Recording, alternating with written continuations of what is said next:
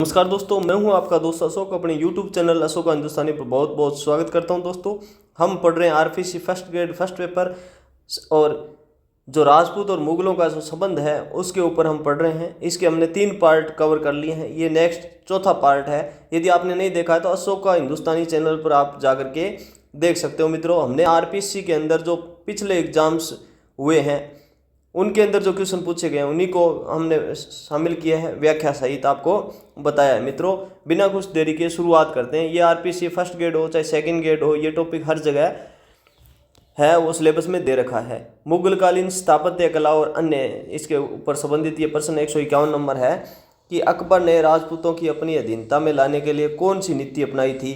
तो ये थी सुलह कुल या समझौते और मित्रता की नीति अपनाई थी अकबर ने। ठीक है, राजपूतों के साथ कौन सी नीति बनाई थी? सुलह कुल। अकबर की नीति सुलह कुल सार्वभौमिक शांति पर आधारित थी, जिसमें वैवाहिक संबंध, सैन्य शक्ति और प्रशासनिक पद देना शामिल था। मुगल स्थापत्य कला में हिंदू राजपूत शैली के तत्वों को सबसे पहले कहाँ अपनाया गया था?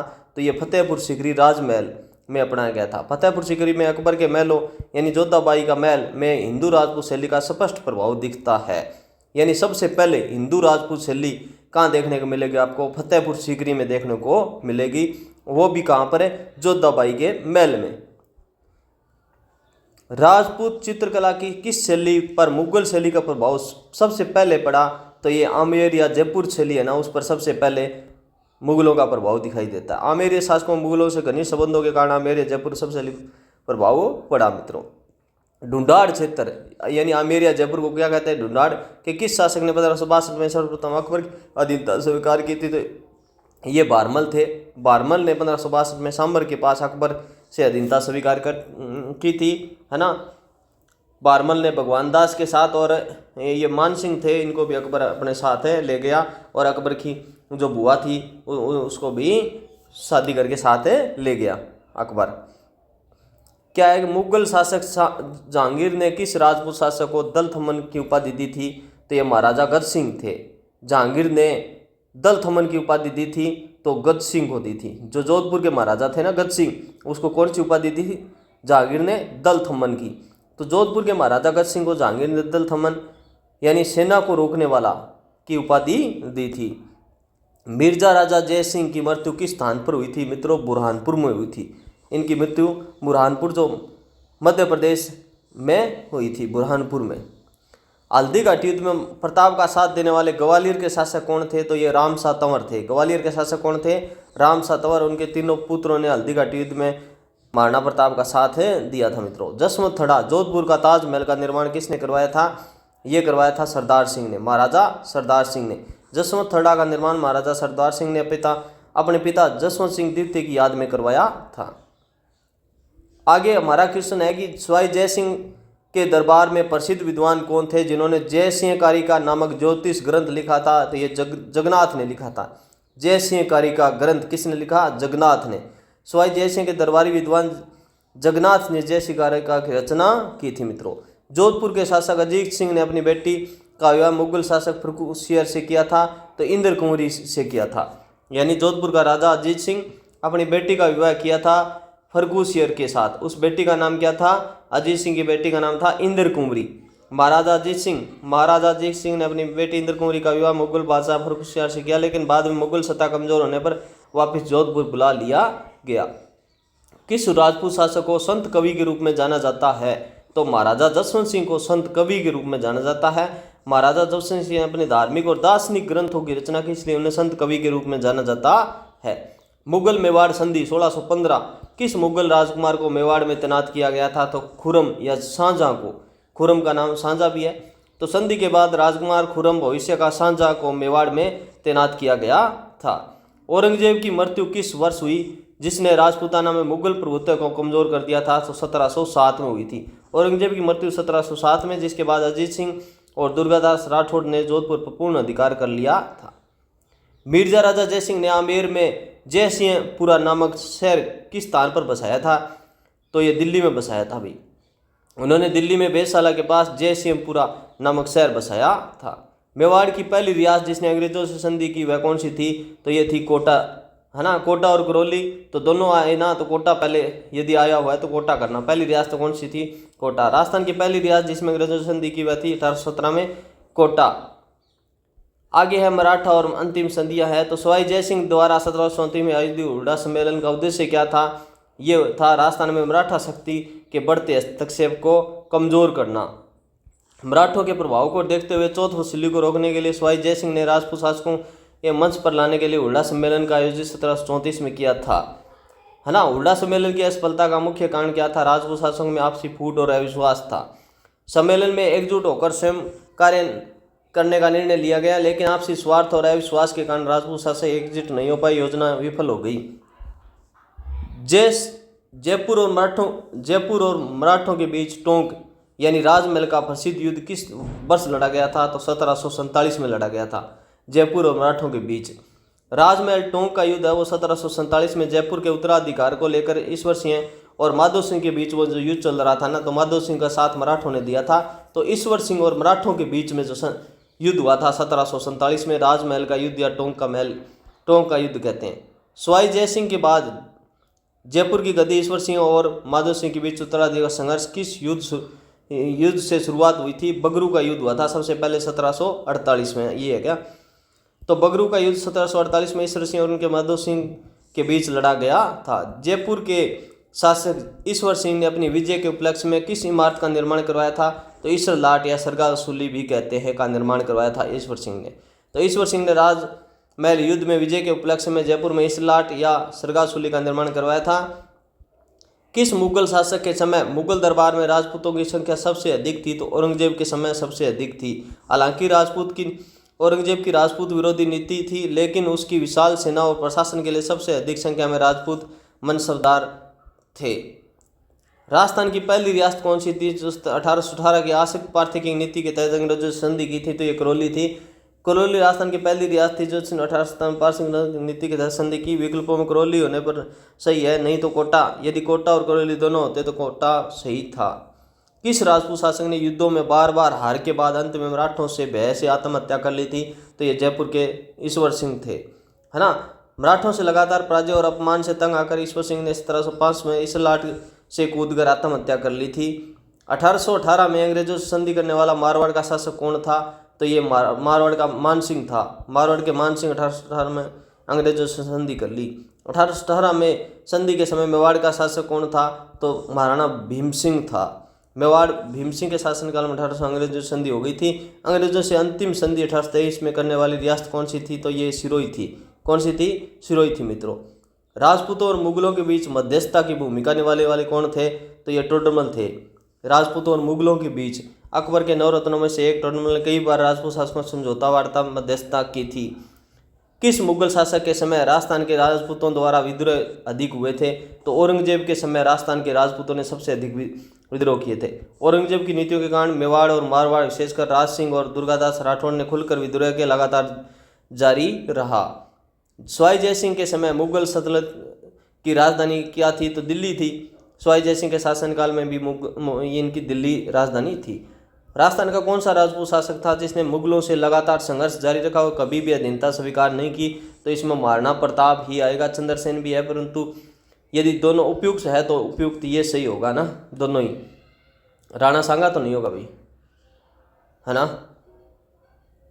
राजस्थान का कौन सा राजपूत शासक था जिसने मुगलों से लगातार संघर्ष जारी रखा, कभी अधीनता स्वीकार नहीं की? तो इस प्रश्न को देखते हुए महाराणा प्रताप सही होगा इसका आंसर। महाराणा प्रताप ने जीवन पर्यंत अकबर की अधीनता स्वीकार नहीं की, जबकि चंद्रसेन ने भी संघर्ष किया, लेकिन उनका संघर्ष प्रताप की तरह स्थायी नहीं रहा, है ना। यदि ये दो ही ऑप्शन होते तो यहाँ पर ये उपयुक्त सभी तो नहीं होगा, उपयुक्त दोनों तो हो जाते हैं ना। अब इसमें महाराणा प्रताप ही होगा। सांस्कृतिक और स्थापत्य, जयपुर के किस शासक ने मराठा अंतर को कम करने के लिए विशाल हवा महल का निर्माण करवाया था? तो ये सवाई प्रताप सिंह ने करवाया था। हवा महल का निर्माण किसने करवाया था? प्रताप सिंह ने। मराठों से बचाव और राज घराने की महिलाओं के लिए हवा महल का निर्माण करवाया। जो वास्तुकार, इसके वास्तुकार हवा महल के कौन थे? लालचंद थे मित्रों, याद रखना। हवा महल में कितनी खिड़कियां हैं, झरोखे है? ये देखो आरपीसी एलडीसी 2015 में ये प्रश्न भी पूछ लिया। 953 है, याद रख लो अब तो 953। हवा महल में कुल खिड़कियां कितनी है? 953 है। मुगल स्थापत्य शैली से प्रभावित जयपुर के किस महल को राजपूत और मुगल शैली का अद्भुत समन्वय माना जाता है? तो सिटी पैलेस चंद्र महल को माना जाता है। मुगल स्थापत्य शैली से प्रभावित जयपुर के किस महल को राजपूत और मुगल शैली का अद्भुत समन्वय माना जाता है? सिटी पैलेस चंद्र महल को। ये सिटी पैलेस में वास्तुकला में मुगल और राजपूत दोनों शैलियों का समन्वय स्पष्ट दिखता है। अकबर द्वारा रणथंभौर के किले पर आक्रमण और अधिकार के समय वहां का शासक कौन था? तो सुरजनहाड़ा था, है ना। 1569 में अकबर के आक्रमण के समय सुरजनहाड़ा रणथंभौर के शासक थे, जिन्होंने संधि कर अधीनता स्वीकार की थी। रणथंभौर के किले पर आक्रमण किया अकबर ने, तब वहां का शासक कौन है? सुरजनहाड़ा 1569 में, है ना, 1569 में सुरजनहाड़ा। अकबर ने अपनी किस राजपूत पत्नी के लिए फतेहपुर सीकरी में महल का निर्माण करवाया था, जिसे जोधाबाई का महल भी कहा जाता है? तो यह हरकाबाई, मरियम उजमानी भी है, और मानमती यानी जगत गोसाई उपयुक्त दोनों इसका सही होगा, है ना। अकबर ने अपनी पत्नियों, जिसमें हरकाबाई शामिल थी, के ये महल बनवाए थे फतेहपुर सीकरी में। जोधाबाई, जिसे हरकाबाई नहीं, का महल भी राजपूत शैली में बना हुआ है। बीकानेर के शासक राय सिंह के छोटे भाई पृथ्वीराज राठौड़ ने किस ग्रंथ की रचना की, जिसे कर्नल टोड ने 1000 घोड़ों का बल बताया है? तो वेली किशन रुक्मणी, यानी पृथ्वीराज राठौड़ की रचना है वेली किशन रुक्मणी। पृथ्वीराज राठौड़ द्वारा रचित वेली किशन रुक्मणी को डिंगल का हिरोस भी कहा जाता है। अकबर ने चित्तौड़ विजय 1568 के उपलक्ष्य में राजपूत वीरता के लिए सम्मान हेतु आगरा के किले के द्वार पर किन 2 वीरों की प्रतिमाएं लगवाई थी अकबर ने? तो जैमल और फत्ता की। अकबर के चित्तौड़ के तीसरे साके में शहीद हुए जैमल और फत्ता की प्रतिमा अकबर ने आगरे के किले के बाहर लगवाई थी। किस राजपूत शासक को ज्ञान का सागर समुद्र कहा जाता था? तो ये स्वाई जयसिंह थे। स्वाई जयसिंह गणित, ज्योतिष और वास्तुकला के महान ज्ञाता, इसलिए इन्हें उपनाम मिला था।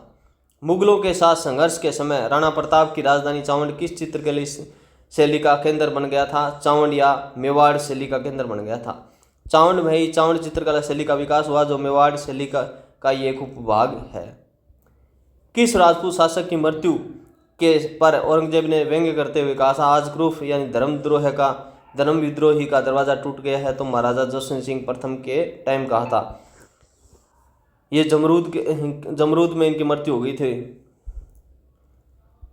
मुगल मेवाड़ संधि के बाद किस शासक ने उदयपुर में जनार्दन भट्ट को संरक्षण दिया था?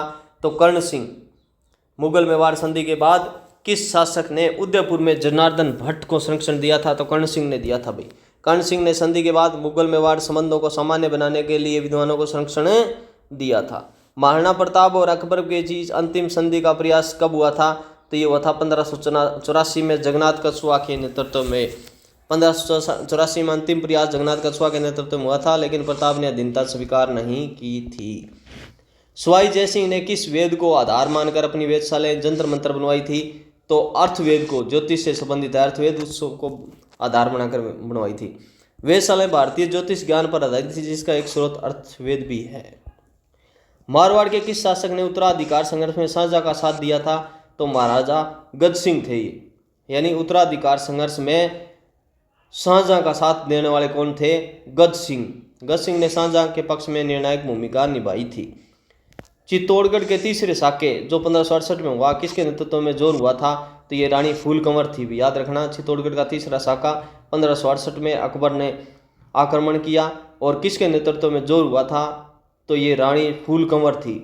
चित्तौड़गढ़ के तीसरे शाखा पूर्व के विद्रोह उदय सिंह की पत्नी थी। फूल कंवर के नेतृत्व में जोहर हुआ था। मिर्जा राजा जयसिंह की मृत्यु के बाद कौन सा शासक बना जिसने बाद में पुरंदर की संधि को तोड़ दिया था? तो ये राम सिंह प्रथम थे मित्रों, है ना। स्वाई जयसिंह ने किस ज्योतिष ग्रंथ को संस्कृत में से फारसी में अनुवाद करवाया था?